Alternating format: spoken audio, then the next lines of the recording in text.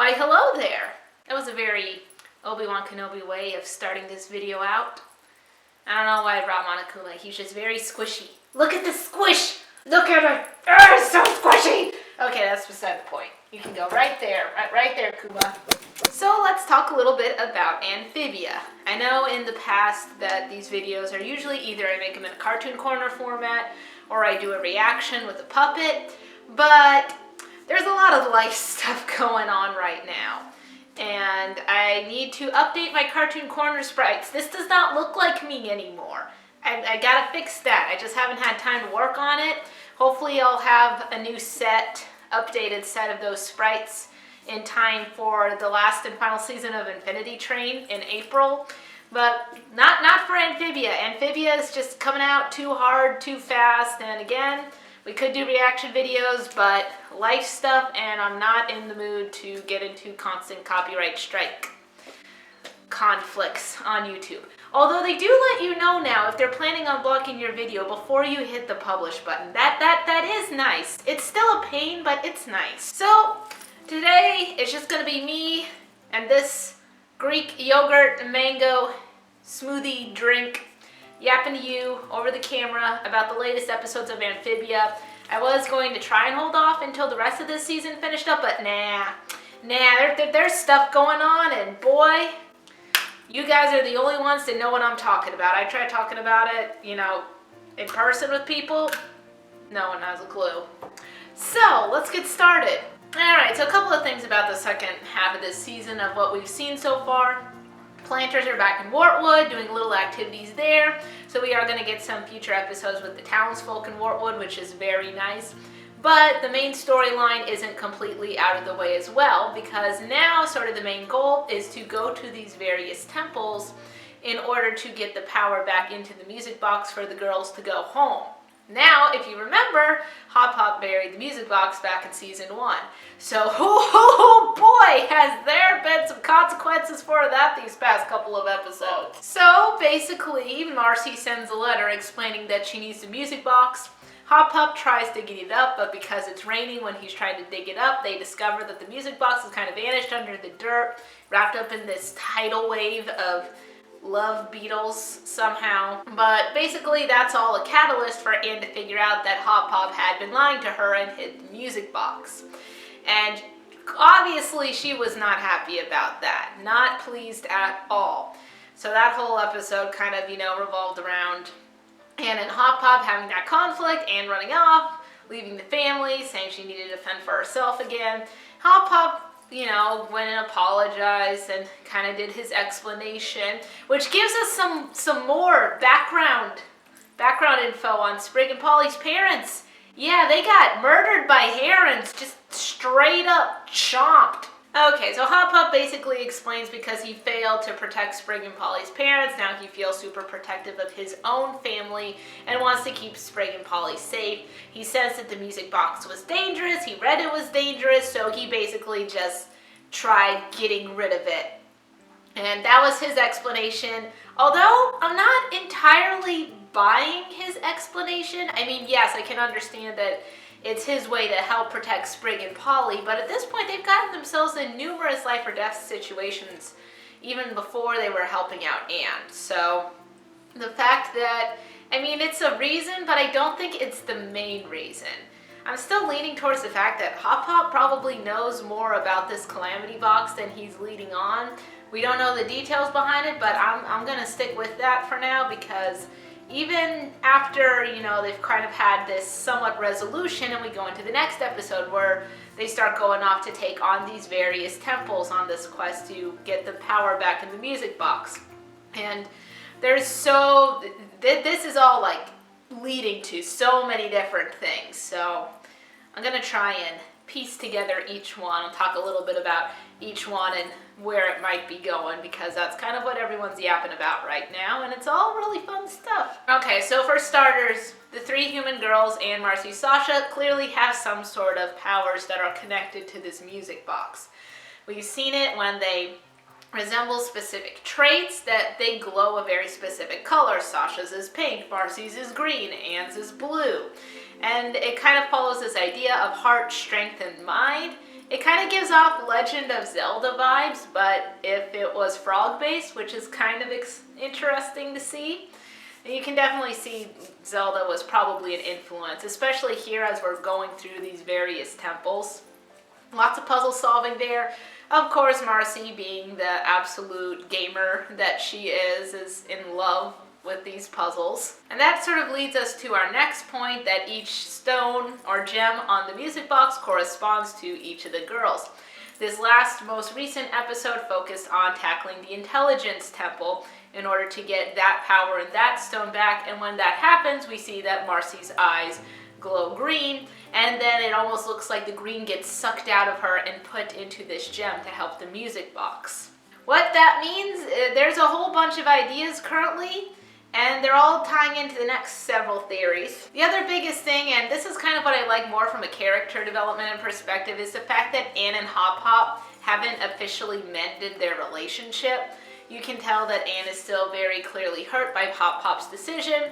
Hop Hop is still very uncomfortable around Anne, knowing that he has betrayed her and he's upset that he hurt her. But at the same time, he still seems to have something going on that he just doesn't want anyone else to know about. Again, don't know what that is yet, but I feel like it's going to be something. So it was nice to see that after that massive reveal, you know, almost like a not what he seems moment, that not necessarily the issue has been resolved. Yes, the betrayal's been revealed, and they did talk about it, and they said they forgave each other, but at the end of the day, Anne is still not completely over it. Nor should she be. As she told Hop Hop, getting over him betraying her like that is going to take some time. Who knows how long? It might result in some future conflict with higher stakes. We don't know yet. But those underlying seeds of discomfort and doubt are there, which is interesting because it adds another layer than just having the whole Planter family be just loving and supportive of Anne, because at this point she's seen when push comes to shove, she's not exactly the priority. And therefore she's not necessarily a part of the family either, even though she kind of led herself to believe that she was a part of this family. She's gotten very attached to the Planters, and it'll be interesting to see that if push comes to shove, if she would even be willing to leave them to go home or not. Or if she'd want to find some crazy way to take them with her.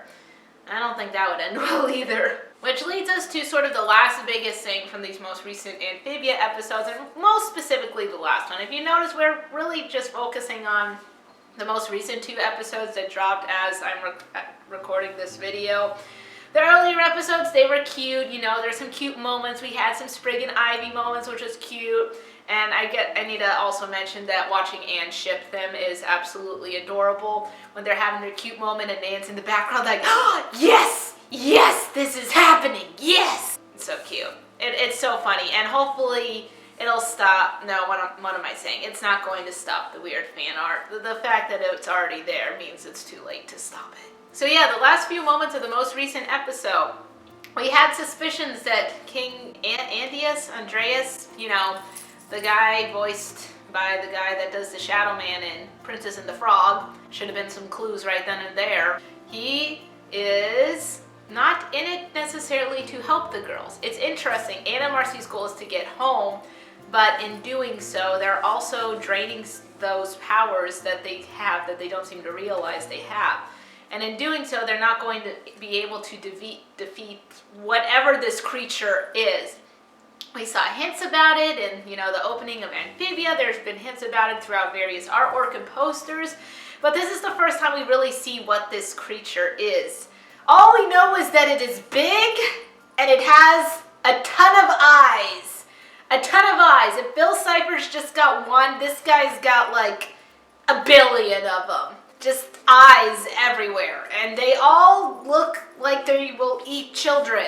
So obviously don't really know the backstory of this creature, what this creature's goal is. All we know is it's not good, and its main goal is to make sure that Anne and Sasha and Marcy get those powers that they have drained back into the Calamity Box, so they will not be able to necessarily defeat whatever this thing is. That's kind of the theory, just based on I forget what this picture is, but it'll be up here. You guys know what I'm talking about if you've seen the show. That picture on the music box of the three girls defeating, it looks like the three girls defeating this giant evil entity. So obviously the evil entity doesn't want that to happen. And for some reason the king is assisting with this. I'm not sure why. Again, I'm not sure if it's because the king's been promised some kind of ultimate power, or since he's the king, if that would just cement his place as staying king of Amphibia forever. Who knows? It's all too vague right now to really pick out any major details. I'm sure theorists have like nitpicked the last couple of episodes to death, especially with the temple and the old frog language that's up. I don't know if that's legit language or not that can be learned, but you never know. So yeah, that's kind of my Amphibia update. Now again, not really much to say. It's been a ton of fun watching it. Again, we're obviously leading up to some big things, and considering that this is still season 2, I kind of get the sense that this show almost has like a 3-season arc, so to speak. At least from the perspective of watching what's happening right now, that seems to be the path that it is going towards, that it's like a 3-season arc. Obviously, they could probably squeeze in more if they wanted to in the future, but they definitely have some sort of storyline set in place, and they are just doubling down on it. The first couple of episodes, when we got back with Amphibia, were a little bit more lighthearted when the planters were returning to Wartwood, a couple of funny episodes, but this is almost like the reminder that, yeah, you know, all this stuff, the purpose of going to Newtopia in the first place and doing all of this, yeah, none of that is going away. It's still going to happen, and it's going to happen more. So, points for continuity, points for some sort of overarching plot. I do like my overarching plots. I'm out of mango. So with that, I'm gonna wrap up whatever this is. I'll probably just title the episode like thoughts on recent Amphibia episodes or something. Again, this one's a little more casual than my other cartoon reviews or reactions have been in the past. This is just all I have the time and energy for right now. So once again, hopefully I'll find some time to work on those sprites. I really want to get those done for Infinity Train if I don't get them ready by the time Amphibia is all wrapped up. So yeah, busy times, lots going on. I really hope, as much as I enjoy the Owl House, you better not be dropping anything right now. Don't drop anything new. I literally have no time for it. And I like to talk about these things, but I need sleep. I need sleep. Let me sleep. And that's all I got. Since this is more of a casual video, and there'll probably just be a few Amphibia clips scattered here and there, the comment section will definitely be open. If there's anything that I forgot to mention, I know there were some cute moments I didn't mention. I think I covered most of the lore stuff, but again, I'm very tired right now, so I feel like I'm forgetting something still, and I don't know what it is. Oh, and I dropped my plastic container. So yeah, comments will be open. Just comment below about how you're enjoying Amphibia, where you think it'll lead up to. And I will see you hopefully with my brain more intact. Hopefully. I thought it would be intact by now compared to the last time I did sort of an update vlog thing. But no, it's even more shattered if possible. So yeah, I'm gonna wrap this up and get some tea and go to bed, man. My eyes feel like they're filled with cement.